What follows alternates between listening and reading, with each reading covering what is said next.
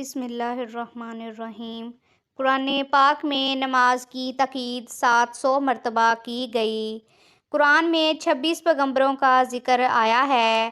قرآن پاک کا دل سورۃ یاسین کو کہا جاتا ہے۔ قرآن پاک کی پہلی سورت کھجور کے پتوں پر لکھی گئی۔ قرآن پاک کی سورۃ فاتحہ کو 1000 بیماریوں سے شفا قرار دیا گیا ہے۔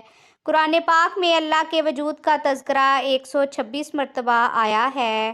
کلمہ طیبہ میں کوئی نقطہ نہیں ہے۔